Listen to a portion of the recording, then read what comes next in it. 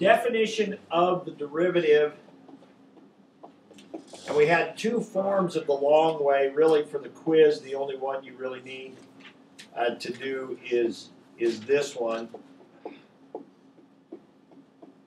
All right, you've got to know that is f prime of a, or we did it with x in there as well. All right, but that's the definition of slope at one point. And we talked about, with the colors here a little bit, the blue part is slope between, okay, the blue part there is just the slope between 2 points. One of the points is A, one of the points is A plus H units away. We let those 2 points get closer together by doing the green part. This makes the 2 points become 1 point. Okay? And that's what differentiates Algebra 1 from calculus, from the definition of slope. Slope between 2 points. That's also where we talked about average rate of change versus instantaneous rate of change. Right? Average rate of change. And so you may have to do, I mean, there may be a question about average rate of change, and if you're going to do average rate of change, that's just this part right here. Just the slope between 2 points. If you're doing instantaneous rate of change, that's the derivative. That's f prime of 2. That's the slope right at 2. Okay? But the limit, and now that that all probably made some sense when we were doing it in section 2.1. Now we've spent several days doing all these limit problems. Those can be difficult enough, on their own. And now kind of we need to just step back and go back and remember, why did we get into all these limit problems? Well, we got into it because the definition, the key part of the definition is the green part there, and that's the limit. But on a derivative problem, notice this says h approaches 0, but it's f prime of a. It's the slope at point A. But the limit is as h approaches 0. And so it's easy to confuse those two. The reason h is approaching 0 is because the 2 points are getting close together, and so h is the distance between them, and it goes down to nothing. All right, so we had to go through, and we can do one of those. We'll probably practice one of those here in a minute. And we had to go through and we had to do some derivatives along with it. All right? And section 2.2 actually then found not just the derivative at 1 point, but it found the slope formula for x's. And, maybe we'll do one of each of those just to practice. But that was essentially what 2.1 was about. Okay? Section 2.2 is when we learned the shortcut. Okay, section 2.2 is when we learned this notation. The derivative of x to the n power is n times x to the n minus 1. That was that shortcut. We could do a quick example here. That's when we learned that the derivative of 3x to the 5th would equal what? 15x to the 4th. We bring the 5 down in front, multiply it by the 3, and we decrease the power by 1. This is called the power rule. The power rule for derivatives. And it was a shortcut. And we got that from what we learned in section 2.1. We did the definition of derivative on x squared, did the long way, came out to be 2x. And then we did the definition derivative of x cubed. The long way came out to be 3x squared. Okay, nice thing about having those classes, those videos on there, is if there's any one part of this you want to review, you can go back and you can look at a particular day if you so choose. Okay, but that was basically what section 2.2 was. And there were some problems in there about average rate of change and instantaneous rate of change, but mostly the homework was the shortcut step. And so there'll be a few of those on there. Not very many, but there'll be a few of those. the rest of this chapter, we're going to learn more shortcuts, and then that's all chapter 3 is about, is all the complicated combinations of functions we can make. How do we do their derivative? And, you know, and so that we'll spend tons of time doing that here before Christmas. So we'll have plenty of opportunities to do those on quiz and stuff. So that's a fairly small part of this quiz. 2.3 then is when we get into all the limits. Okay, and the limits will make up a big part of this quiz. Really, other than the shortcuts, I mean everything else we've done in this chapter so far has involved limits. The stuff we did in the long way, when we do it the long way, that was essentially doing limits. Okay, and we mostly did a no calculator, which was algebra, factor, cancel, conjugate, something like that. We got into section 2.3, we had more of that. We had the worksheet yesterday with the algebra limits. Then yesterday we talked about how do you do it on a calculator. Well, essentially that was the table method. So we could even take that back farther now, and we could do, well, that's what you did on your worksheet, is we could do some definition of derivative problems that we couldn't do algebra 2. That was one we did in class yesterday, that first one, 2 to the x power. That was a derivative problem, really, when we did the limit, but there was no algebra we could do, so we went ahead and we did the calculator and looked on the table. Okay, so with limits, we said we broke that down into about, you've got this in your notes, but I'll just jot it down real quick again. This is the same, basically the stuff we wrote yesterday. There's direct substitution, which is always the first thing you want to try. Okay. There is what happens if you direct substitute and you get 0 over 0. What happens there? There would be a hole in the graph, which means you're going to what? Try the algebra. Usually that's when your algebra comes in. Okay? Which is factor or conjugate method, which is what you use with the radicals. That's the a plus b, a minus b, or the common denominator with the bow tie kind of thing. Somehow, the whole problem, what you're trying to do with the algebra is get that 0 over 0 to cancel out of there. You're trying to cancel the h's or cancel the x's, right? You're trying to get something algebraically to disappear out of there so that now you can substitute.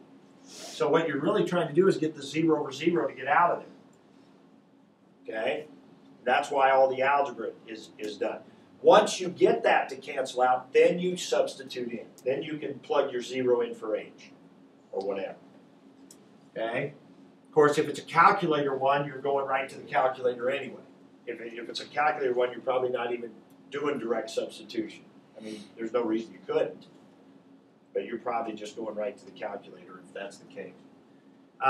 The next thing that could possibly happen to you is you get something like 4 over 0 or 6 over 0 or negative 7 over 0 or something other than 0 divided by 0. And that means on the graph it would have a vertical asymptote, which means you have kind of going to positive, negative infinity.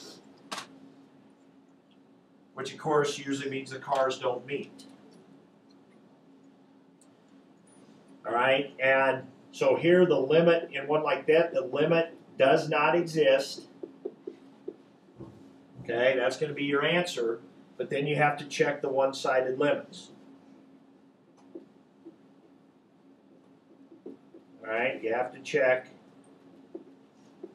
from the left and the right, and you're probably going to be getting positive, negative, infinity. When you ever have this situation, you're going to be getting positive and negative infinity kind of things on the one-sided limits with the vertical asymptote. All right, and then the last type would be your piecewise functions.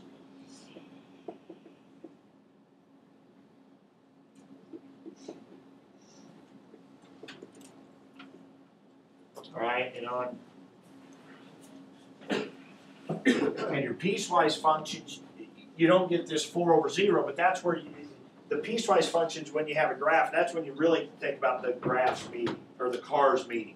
You know, and a piecewise function is where that video about the cars meeting really comes in handy. And that was like the other part of today's homework, 27 through 36. And we can look at that later if you want to do that as well. Okay? You know, obviously on the infinity problem, the cars don't meet. You know, one's going up here and one's going this way. But you can also have a piecewise function. This car comes in here and this car comes in here. Right? They don't meet either. The limit does not exist. The limit on the left is 1. The limit on the right is 2. Right? They're different. Cars don't meet. Limit does not exist. Anytime the limit does not exist, you should check the one-sided limits. In other words, where did the car on the left come in? Where did the car on the right come in? That's pretty much it. You know, the calculator limits with the table, the connection between the limit problems and then the special limit problems that are definition and derivative. But that's kind of it. So,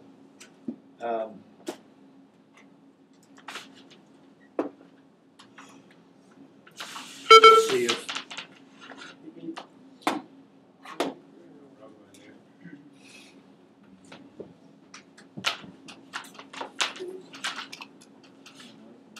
All right, let's see how that worked.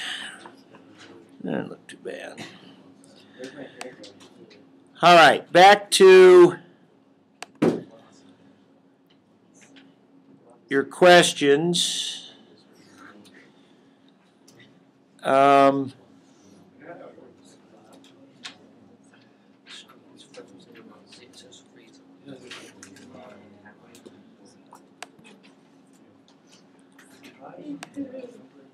right. Let's how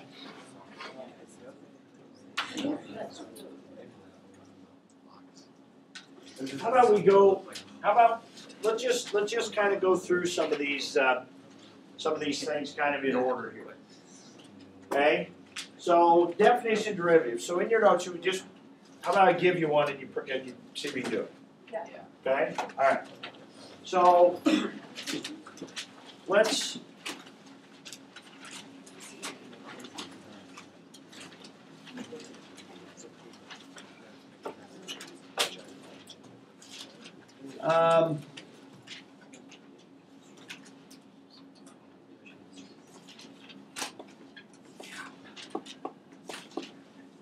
F prime of x equals 1 over x squared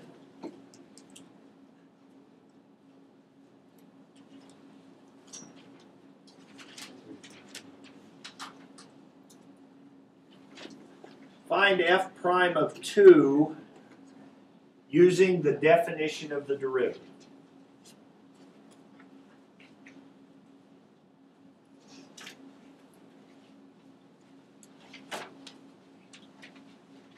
Okay?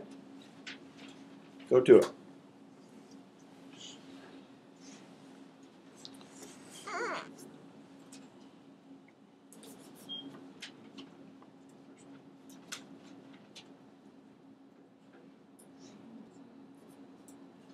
Is that supposed to say f prime of x equals 1 over x squared? Or should it Yes. be f? Oh. 1/4. We're done. All right. Didn't say anything. All right. Yeah.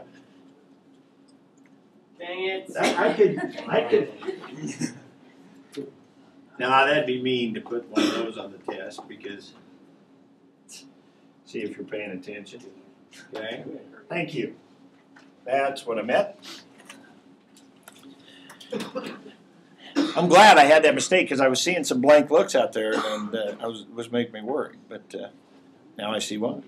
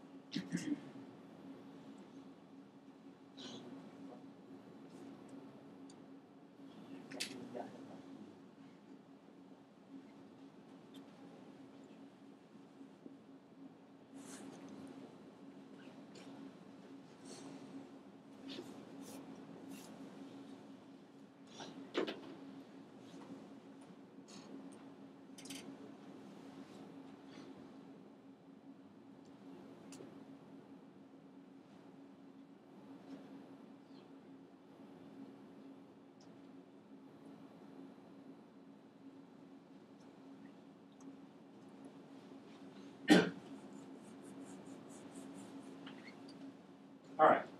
So go ahead and keep going. It looks like a lot of people have finished or given up or one or the other. So let's. First step is that, of course. All right. The definition of the derivative. I'm going to put a 2 in place of that.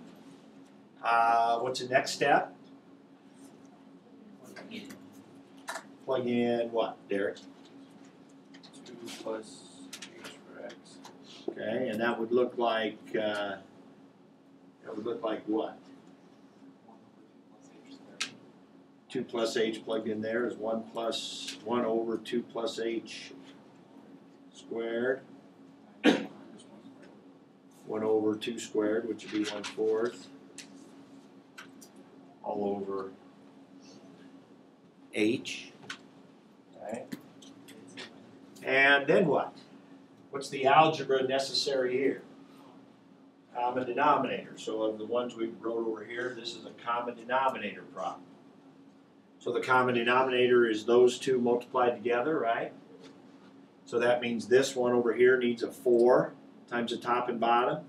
And this one needs a 2 plus h quantity squared times the top and bottom. Right? Yeah. So we'll end up with the numerator will be 4 minus the 2 plus h squared. I'll FOIL that in a second. The common denominator is the 4 times the 2 plus h squared. And then that's all over h. And then we just have a bunch of kind of foiling out and subtracting to do. On top here we have 4 minus the quantity 4 plus 4h plus h squared all over that denominator. What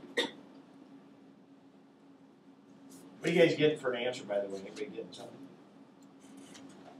Final answer? I'm just curious. I thought we'd write some things here. Tori, negative 1/4. You did it the short way. It didn't come out to be that? I got it the short way.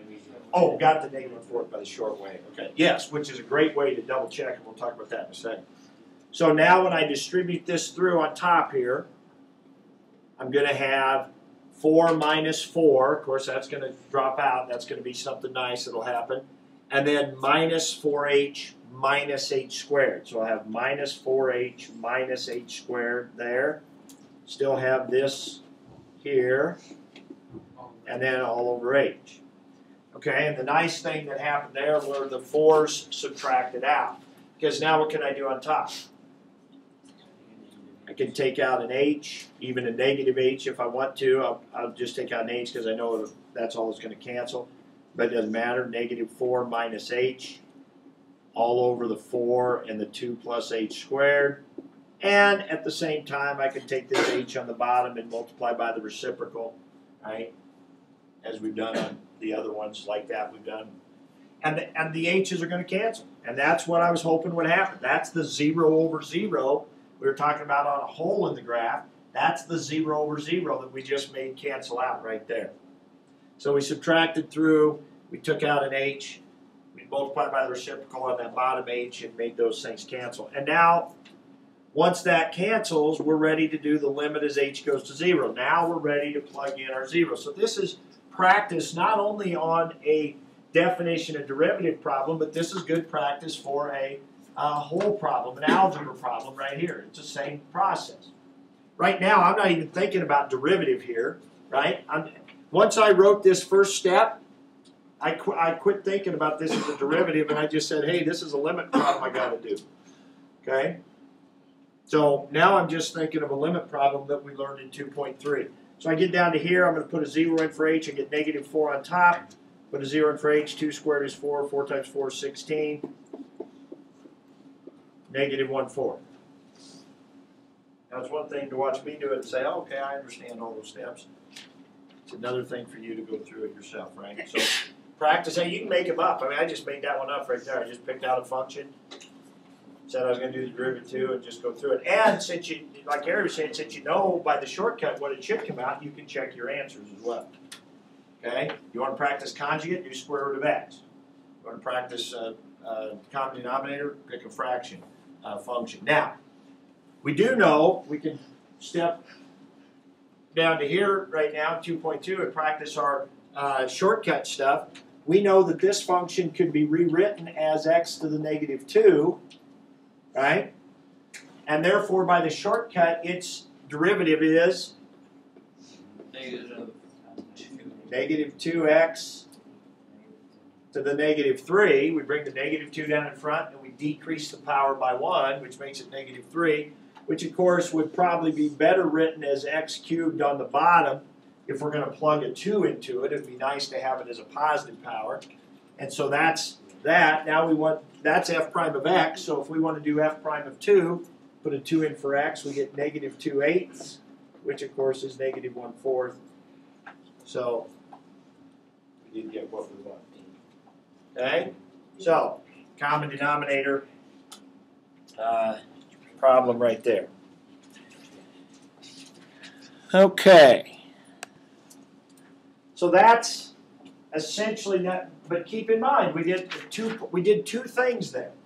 We did this limit, right? Like on the quiz tomorrow, I could just give you this problem starting right down here. Right? I could have given you the problem right here. And then it's just a limit problem.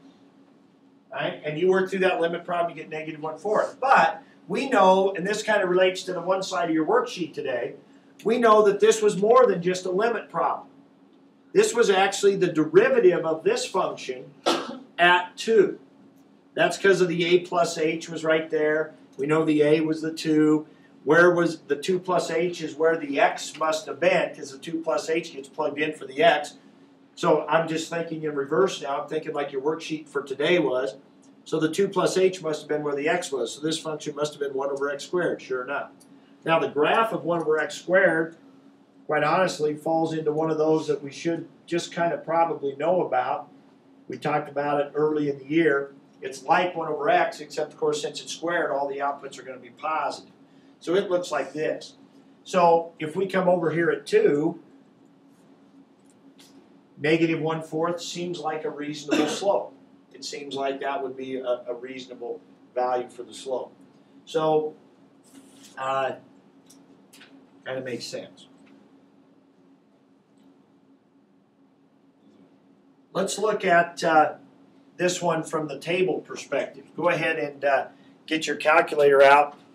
And if we were going to do this problem as a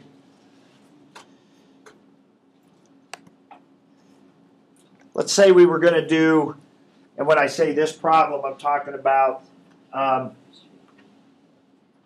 that's still frozen. Let's say we were going to do, oh,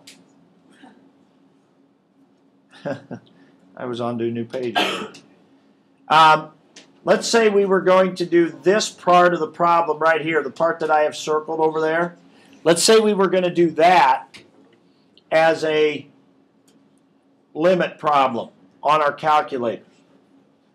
What would we type in? What would we type in here for our F1?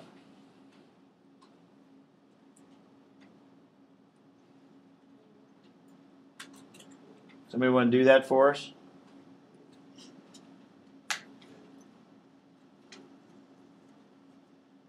Let's go on to our, let's get into a clean y equals. Here we go. Who we got here? Matt. Thank you. Volunteer. All right. What's Matt going to type in here to his F1? Hopefully the right thing, or we'll all make fun of him. I will make fun. Go ahead. Somebody help him. He's got the pressure of punching the keys, so he shouldn't have to also think about the problem. Help him out.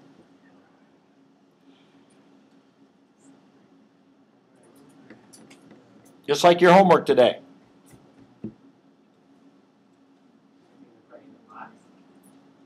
Yeah, we're doing the limit that's in the box up on the board. Well, except for the 4, except for that common denominator stuff that I put in there. You don't want that. So 1 divided by the quantity. What's he putting in here? 2 plus what? X, right? Because when we graph it, we have to use an X. Okay? Squared. Parentheses squared. Parentheses are squared.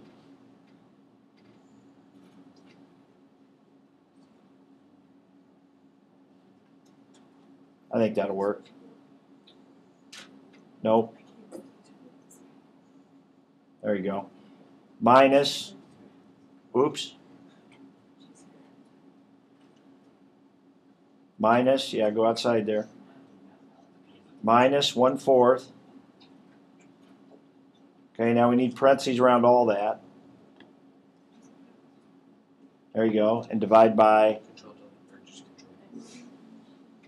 X. There you go. Okay? Now, go to the table.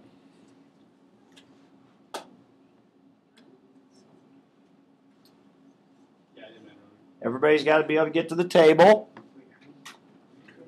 And then where do we go from the table?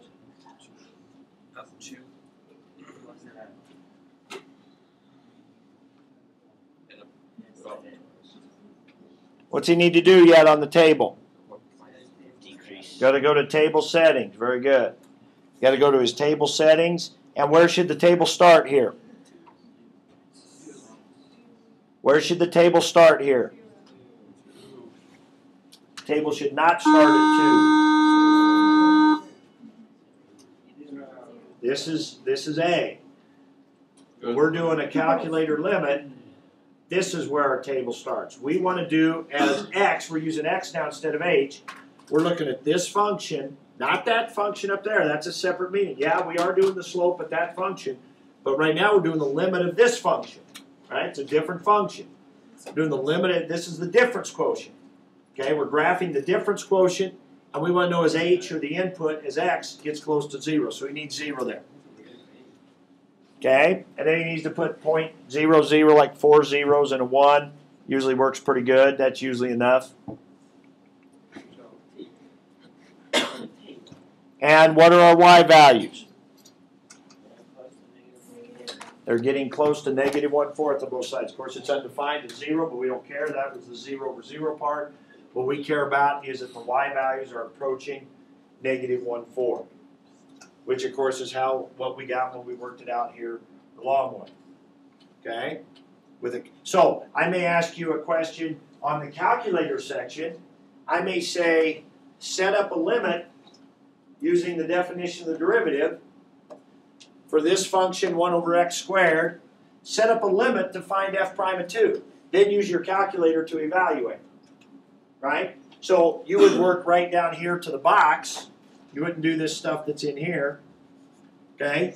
But you would have to set up the limit using the definition of the derivative to find f prime of 2. That's what I did when I got to the box. And once we have the limit set up, now we got multiple ways we can do the limit. And again, it comes back to what we learned in section 2.3. If it's no calculator, we go for the algebra route, right, to find our answer, negative 1/4. If it's a calculator problem, at this point, we type that limit into our calculator in F1. We go to our table, and we see what the things are approaching. You see, you need to be able to see that solving these limits, we have these various approaches, but it just depends what tools we have. We don't have a calculator, we need the algebra, we go there. I'm going to let you use a calculator. We can verify it or show it using the table. Okay? So that's how that might look on the calculator one versus a no calculator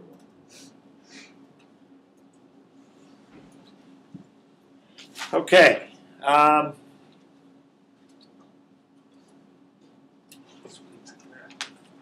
What else? What else? What else? Let's take a look at that worksheet today. Several people asked about number 9 on the worksheet. Let's do that one.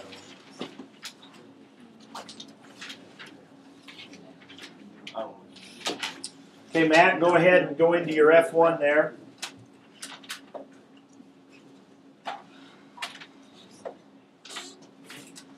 Let's type in the Now notice what he did there. Did you, Matt, did you hit the time sign there after the X? Yeah, not the first time I did it. And did it mess up if you don't use a time sign? If you type in X, sign X, and maybe that was a question people had. If you type in X, sign X, it thinks that's a word, X-S-I-N. It thinks that's just one word. It has no way of knowing that you meant X times S. Otherwise, how would it not know you meant S times I when you type in sign, right? When you type two letters right next to each other, it thinks you're typing a word.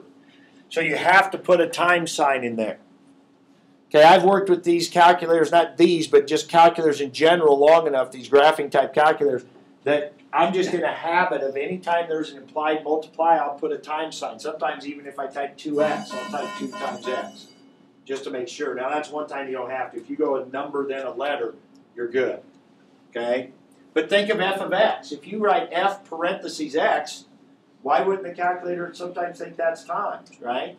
You know, you put something in front of parentheses. If you put a 3 and then parentheses and then an x, it's going to think you mean 3 times x. But if you put f of x, f parentheses x, then it thinks you mean a function. So you do have to be careful with some of those things. Okay, so he's got it typed in here. Is that right? So that must have been the question, because the limit, arrow over one of these numbers. Those look like decimal numbers. What is that approaching? That's weird. That's negative. That's positive. See how when you arrow over, or highlight, not arrow over, but you highlight the cell, notice how it comes up in yellow? That's really helpful. So since you can't see the whole cell, now what's 3.574 some E negative 7? So that times That's really small. That's times 10 to the negative 7. So in other words, what are these values approaching? They're approaching 0 is what's happening. And notice this one's negative, this one's positive. What's happening is this graph might be bouncing back and forth between positive and negative.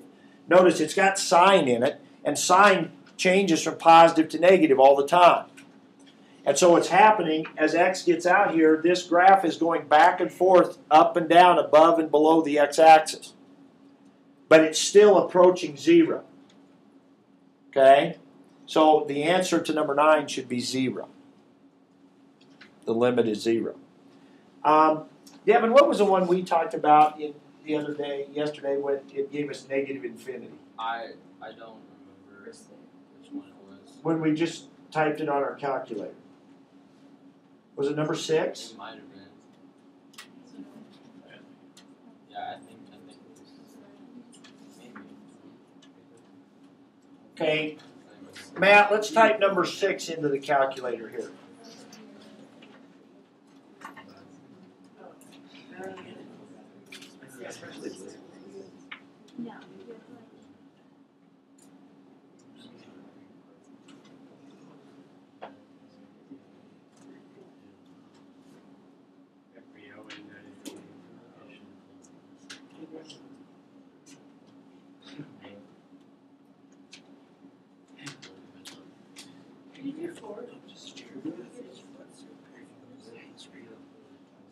Which one?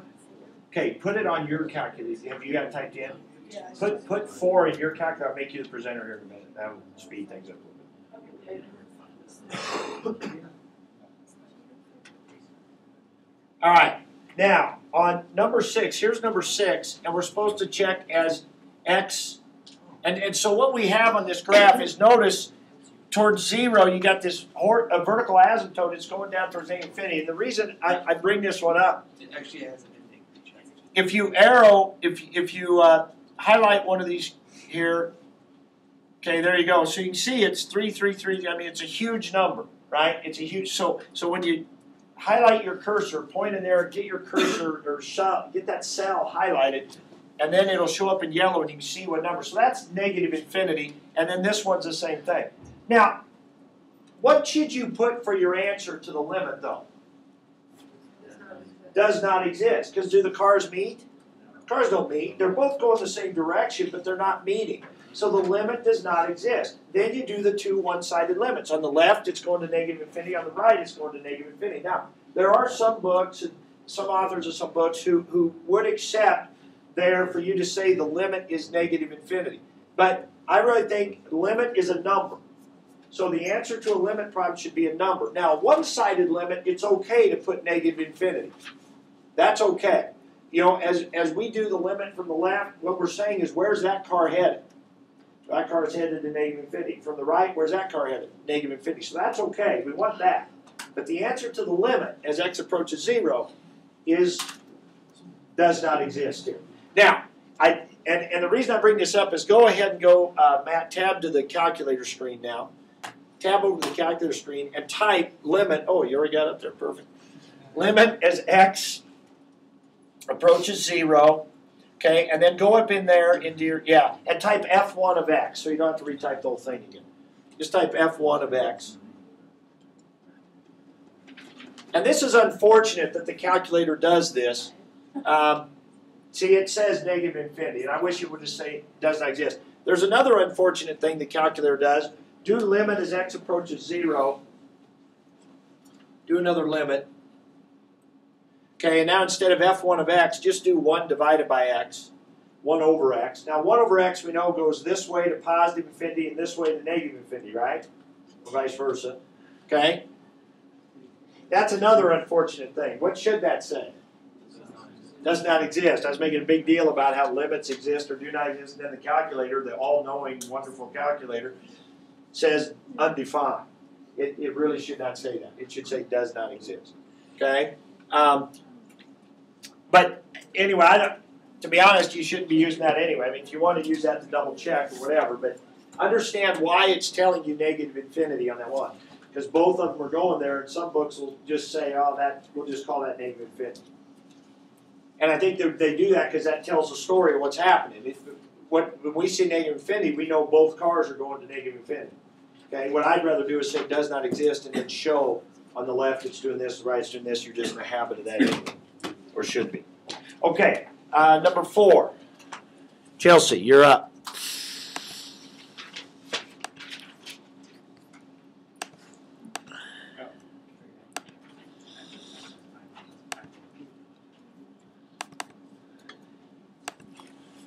Okay. So on number 4, this would be negative infinity on the left. And this would be, was it as x approaches 3? Yeah, good. And I probably need to rethink this, but x approaching 0 works so well on so many different limits that I end up with that. It's the only one, but make sure to do your table start at 3.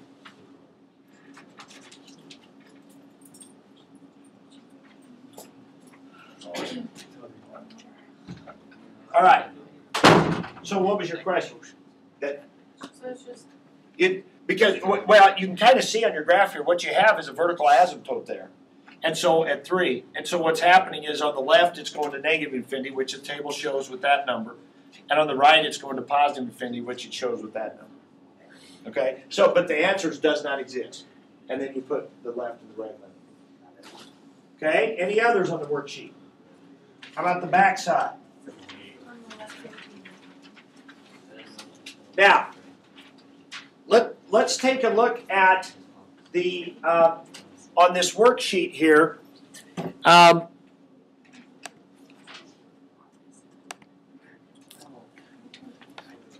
right, now, yes, Tyler. I had a question On the other side? Okay. Yes. Do you have that in your calculator? I can in a second. Okay, go ahead and put it in there.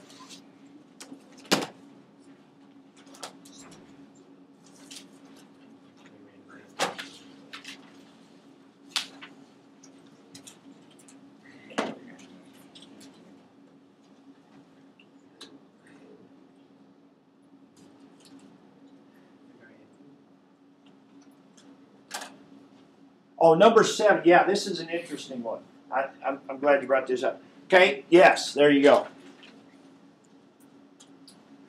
So what's your question? Why is the limit 1 or is the limit 2.718? Okay, let's answer that question first. Is the limit 1 or is it 2.718? Remember, whenever you give a decimal answer, 3 decimal places. The limit is 2.718. Remember we talked about the hole, the diner is burned down. They've moved it to a new place, right? the limit is where the two cars are approaching, where the two cars come and meet. So the two cars are coming in here at 2.718. So again, if I could, like, remember when this is undefined, we always say we don't care about that row. We don't care about it. We care where the y values are approaching. And again, even in this case, we don't care about that row. So the 1 we don't care about. Okay? So the answer is 2.718. Now, why is that 1? I'll be honest, I think that's kind of a calculator error. It's something the calculator can't handle because it really shouldn't be 1. That's right, because what you have is, what was the function? 1 plus x. So what you have is 1 raised to the 1 over 0. That's what you have. Now, I think what the calculator is going by is kind of our old calculators used to give a warning at the bottom when it did this one. It would give a warning and say result may not be accurate or something, or division by 0, or it would give some sort of an error. It's going by the rule that says 1 raised to any number is 1. Problem is 1 to the 0 is not a number. Right? It's kind of like yesterday I was saying if you take 1 over 0 times 0, does that equal 0? No. 1 over 0 times 0 does not equal 0. And again, according to the rule that 0 times anything is 0, well, 0 times any number is 0, but 1 over 0 is not a number. So that's why it's given us a 1. It's really the calculator's been baffled. It really should have probably been an undefined. Okay? And so it's really 1 to raised to infinity is what it is, but again, you'd think that'd be 1. So, but no, another interesting point on this problem is what is 2.718? That's E. That's E. Okay? So again, that's another, people say, well, what's E? Why is this, what's the big deal about this 2.718? Pi is 3.4, we know that. But 2.78, here's another place where this number pops up. Okay? So that is the limit, is a 2.718. All right, let's go back. It gives a warning when you do that. If you do it on the calculator screen? Yeah. Okay, good. I had never tried that. So if you do, Tyler still, do 1 raised to the 1 divided by 0. Or the limit, you mean? Yeah, if you actually type in If you do the limit. Yeah. It says 1 to the infinity or 1 to the undefined is being placed by a 1. And it's, there's got to be some good reason why the programmers programmed it to do that. I'm not quite sure what that is. But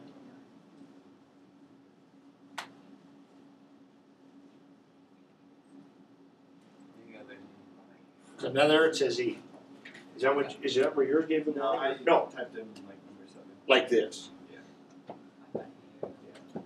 Yeah. So it gave us the limit. It told us it was E. So that is the limit. So it does understand that part of it, which is good. But okay, that's the same warning the old calculators used to give too. So, all right. Right there. 1 to the undefined being replaced by 1. All right. Let's take a look at the other side now of the worksheet. Now, if you step back, okay, now listen up here a second. Now, if you step back and look at the 6 problems on this side, I think it's pretty easy to say that they all have kind of that special look to them, or a similar look to them. And the similar look, of course, is this definition of derivative over here on the board. Okay? Right here. Limit as h plus 0, f of a plus h. They all have that kind of that a plus h in there. They all have the subtract on top. They all have just an h on the bottom. Right? And what that means is every one of these is not only a limit, but it's a special limit. It's an f prime of some function. And so your job was to identify that. And so when we get the, let's just look at number 2 here. So if we just do this limit, type it into our calculator, use x's instead of h's, what answer did you get for that one, by the way? What decimal? Come on.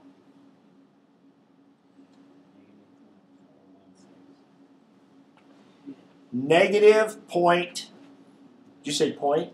Yeah. 416. Okay, that is just the limit. And you look on your calculator, and that's what the y value. Is that not what we got? That's not what you got? Uh-oh. Is anybody else? What do you have? Josie, what do you have? Negative 1.979. He was on the wrong side. Oh. What do you got on He's still right. I still think I got wrong. negative 1 point what? 979. Does anybody else have negative 0.416? That's number 2 on the. That's number 2 on the other side. Okay. So, this one?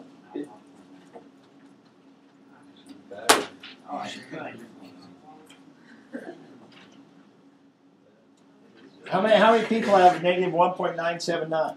Oh.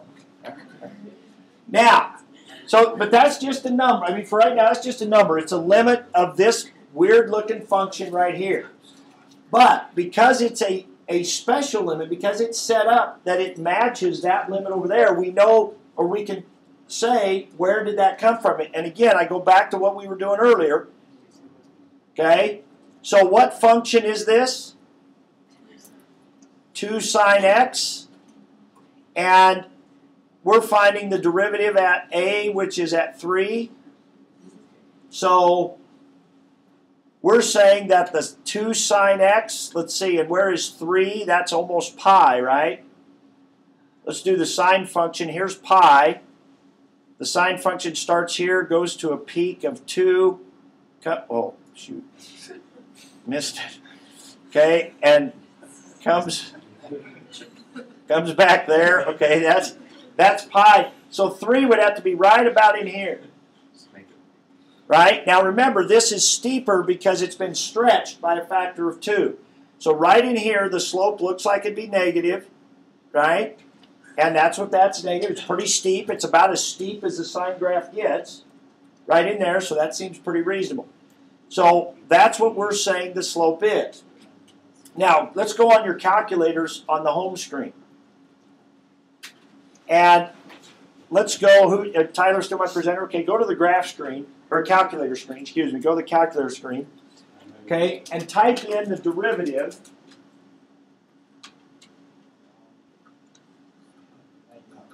That's that one right there, perfect. Derivative with respect to x, we'll do x, of sine x, no, 2 sine x, 2 sine x, and then go to a vertical bar out, whoops. Go to the outside now, go to the far outside, do the vertical bar, which is control equals, and we're going to do with x equals 3. So we want to do the derivative of that function, and with x equaling 3. Oh, so what do we do? Hit control equals, control enter, I mean. There it is. Okay? Now, you could say that would round to 3 decimal places. That would round to negative 1.980. But again, rounding is not important. 3 decimal places. So if you had 979, that would be acceptable. 980 would also be acceptable there. Okay? That's interesting. I was just going to say, what is the derivative of sine x? Evidently, the derivative of sine x is cosine x. Because it gave 2 cosine 3, didn't it? Go to the graph screen. Graph cosine of x real quick. Get rid of the table, yeah. How do you get rid of the table? Control T. View and then Hide. Control T will just get rid. Okay, good. Okay, go. Control G is a control G. Control G is a quick way to get the F1 equals to come up. Or you just hit that. Okay, graph sine. That's fine. Go ahead and graph sine. Now graph cosine. And under F2. Go to Control G and do cosine. Let's look at, let's look at this with the chart. The green one is supposed to be the F prime graph then, right? They're saying cosine. Now you think about this, it kind of makes sense because aren't the slopes of sine going to repeat? Aren't the slopes of sine going to repeat over and over? So that makes sense that the derivative graph would have to repeat over and over. Okay? Very Look. Christmassy. Look at the green one. Slope right here. Slope of the red graph is evidently 1. The slope of the red graph is, but the slopes are positive but getting less positive. Look at the cosine graph does. Positive get less positive. You got a max here, goes from positive to negative.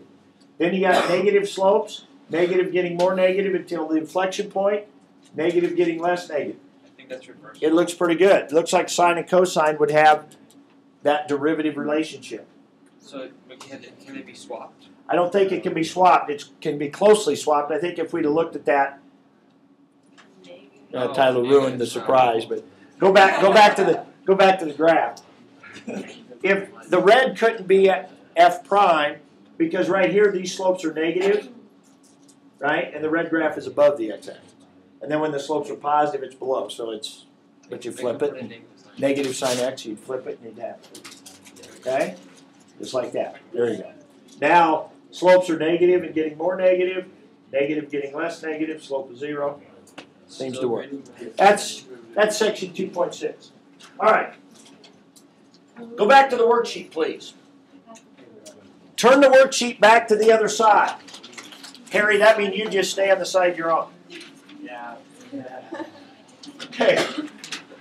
Now, here's my question. On the side that had the 9 or 10 problems, are any of those limits also derivatives? Do any of those limits have the special properties, the special look of the ones on the other side?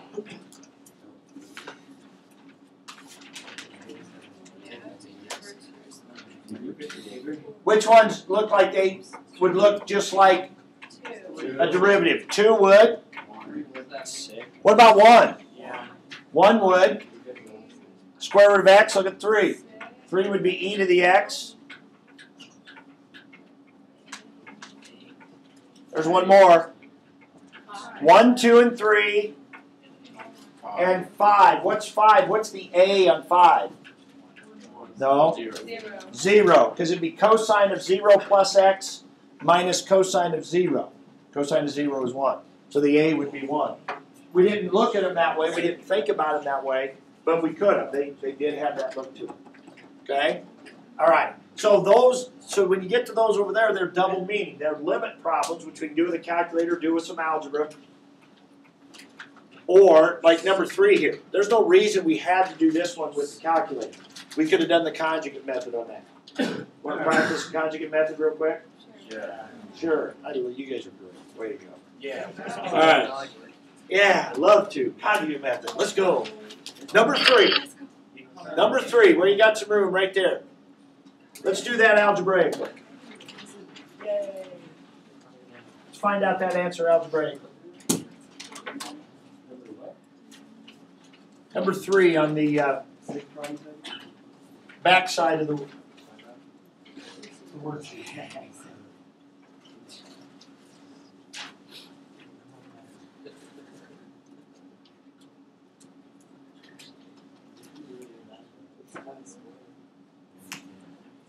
Then we will, as soon as we get over this, time we have left, we'll practice a couple of shortcut ones. Because those can get a little tricky. You get some fractional exponent stuff in there, so we'll practice a few shortcut ones, and we'll look at the piecewise functions real quick out of the book. Okay? And that should cover about everything. Number 1.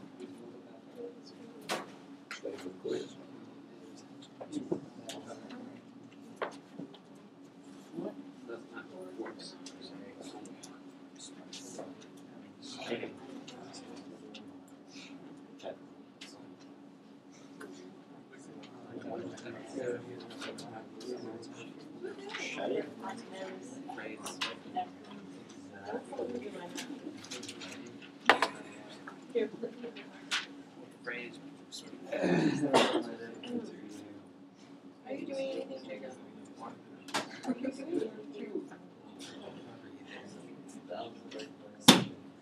He's going to come in 4th block, and he's going to want some help from me, and I'm going to say, no, you just sat there the whole period and didn't do anything. So. Actually, I wasn't planning on doing 4th block. Really?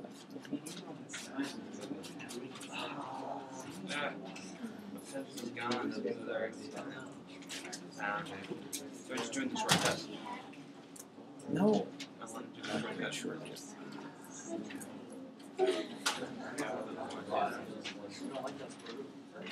I like it.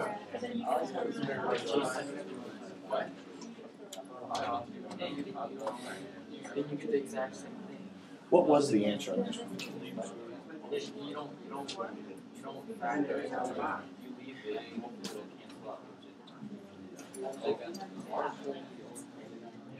So when we write it out to 3 decimal places, we don't have to round? Don't have to. Okay. You can truncate or round either one. Because what they say is it has to be accurate in the third decimal place. So if you have a number that's 1.9799, the third decimal place is accurate as a 9. You could also round it, and that's also accurate. So they take either. All right. Oh, there it is. Oh. Okay. The conjugate. Number one, your big clue is, hey, there's a radical in there, so that's probably going to be the conjugate method. And it's a plus b, a minus b. So we got radical minus a 1. I'm going to multiply radical plus a 1. When I FOIL that, shh, listen up here, please. When I FOIL this on top, radical times radical, the radical goes away. I got 1 plus h. 1 times 1 minus 1. Okay, the outers and inners dropped out. That's why I did the conjugate. The bottom we don't want to distribute through. Only the one that's a conjugate. The 1's disappear, leaving you an h. The h cancels the h, which is what we want to happen. The 0 over 0 is what we want to cancel. We end up with this. Now we can put our 0 in for h. So we get square root of 1, which is 1. 1 plus 1 is 2. 1 over 2 is 1/2. That should agree with what you had gotten when you did it the calculator way. Okay? All right. Almost done. Let's do a shortcut problem. F of x equals X squared.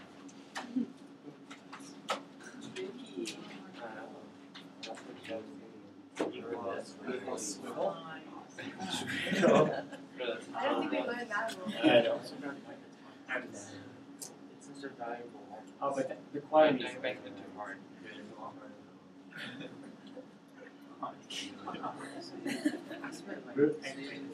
Okay. Find out. Find f prime of x. Okay? Find a, the direction said find a formula for f prime. So this is a shortcut problem. The long ones are always going to say, on the quiz, will say use the definition of the derivative.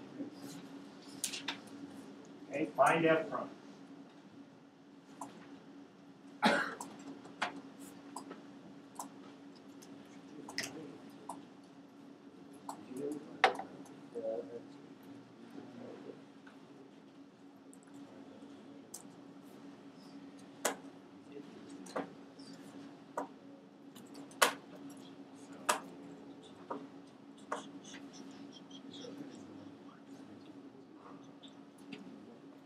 So the 2 to the 1 to the X 1 to be there.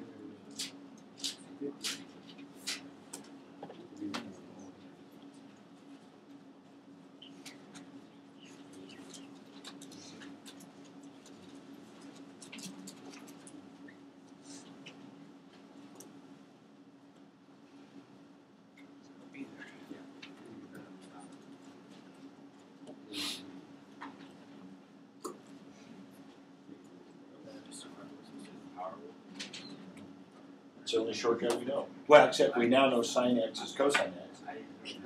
But yes. All right. How should we write square root of x minus 2? X to the 1/2 minus 2. X minus 2. X minus 2, quantity to the 1/2. That works. You cannot split that apart, right? You can't split that into square root of x minus square root, okay? You can't distribute. That'd be like distributing a square root. You cannot do that. X minus 2 to the 1/2 plus, and I would write this 5x to the -4. So You may have some algebra to do, some foiling to do, some rewriting to do before you can use the shortcut. You have to get it written as a power before you can use the power rule. I'm going to quit calling it the shortcut. The power rule, before you can use the power rule. Okay? So, what do we do next? Move it to the front. The -2 doesn't hurt anything. It just means it was shifted 2 to the right, which means the slopes will all be shifted 2 to the right. So we leave the inside alone. What's the new power? -1/2. So we bring the 1/2 down in front. We decrease the power by 1. -20. Bring this -4 down in front, which would be -20. To the X to the -5th. Not -3rd, but -5th. Subtract 1 from -4, you get -5. Leave it like that. Don't even try to rewrite it. You'll just screw something up. You know, just get it and just leave it like that. That's good enough. Yeah, Okay? like, to the 1/2 is Not that I don't have confidence in you, but to the 1/2 is radical. So what's Yes. -1/2? Negative. negative power means you're shifting. Oh yeah, no, it should be. All right. Yeah, dude. Gosh. Okay. Book problems 27 through 36. And then 39 through 42, and I want to finish with 39 through 42. So these of the piecewise functions, and several people asked about piecewise functions at the beginning of the period. My guess is you meant 39 through 42. Would that be right? Having to graph a piecewise function. Okay. If I give you a graph. Listen, please. If I give you a graph like this, then it's pretty simple. Do the cars meet or do they not meet? Well, there's only one place the cars don't meet, and that's at -1. And that's where you'd say does not exist. From the left, the limit is 2. From the right, the limit is 1. We don't care about the whole of the graph. Doesn't matter. Okay? The limit here is 1. The limit down here would be -2 because that's where the cars meet. What's that? Draw the fire where the diner was. Right here? Yeah. That's where the diner set on fire.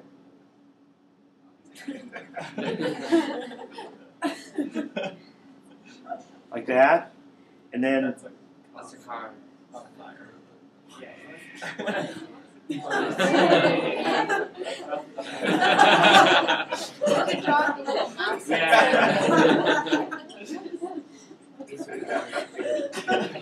I don't have any more. Like that? Yes. Draw the cars. But That's on the test. that will be, yeah, that's the other test. You have to draw it exactly like that. If somebody answers that the limit does not exist because the diner burned down, that would not get credit generally. Generally. Or why does the limit not exist because the cars don't meet? Don't say because the cars don't meet. What if we draw a picture? Would that be? That's not mathematically What correct. if we draw a picture too? If you have a little picture in there, that'd probably be okay. I'm not saying that's worth any credit. All right. Number 39 through 42. The function said, okay, it was piecewise. Somebody got, tell me what the first part of it was there, Derek. 3 minus x squared over 2. Okay, which is 1/2 x squared. From x, or x is less than 2. And then 3x minus 5. X is greater than or equal to 2. All right, you need to be able to be given a piecewise function like this and be able to sketch that graph. You need to recognize this as a parabola, opening down. This is a line. The interesting stuff is going to happen at 2. Now, somebody asked me the question, would you need to graph it to answer the question? What was the one where it said x approaches 3? What number was that? 39 said, what's the limit as x approaches 3? I think on the quiz, if I give you one of these piecewise functions and ask you limit questions, I'll put an axis there and say you can graph this if you want. I'm I'm not really interested. You know, the very first quiz we took, I made you graph a piecewise function, or you had to answer questions about a piecewise function. So I'm not really quizzing you on your knowledge of the piecewise function at this point. But it's something you better know about if you're going to answer the limit questions.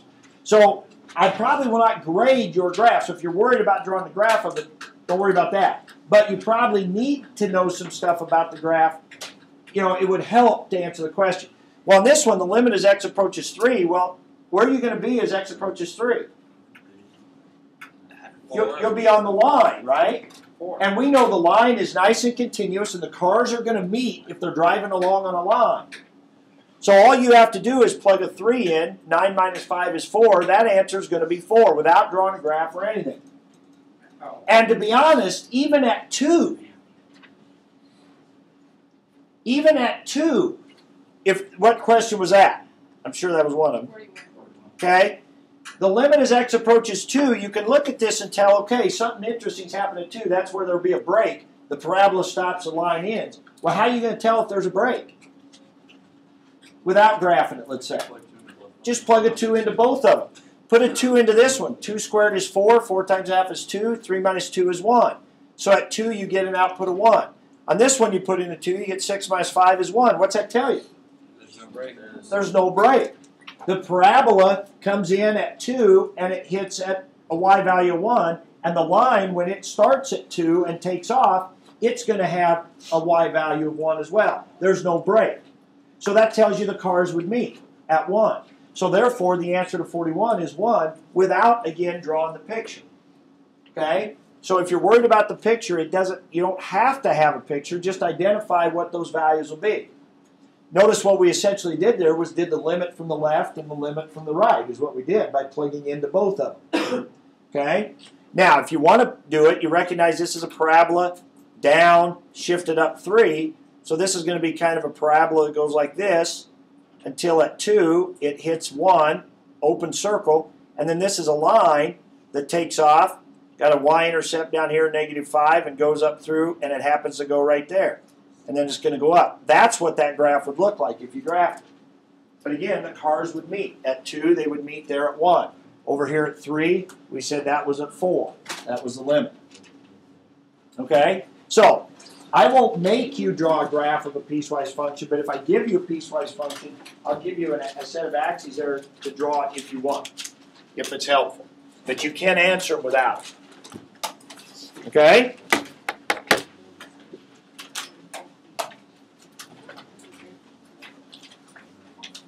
All right, this I recorded today. This will be up there. You've got all those recordings from before. You certainly can come in and ask questions of me as well. Your homework is just to be ready for the quiz tomorrow. Okay? There aren't any good ones in the summary at the end of the chapter, really. The homework we've done is probably what you need to work on. Except for me, I can't go in. Except for you. Are forbidden. All right.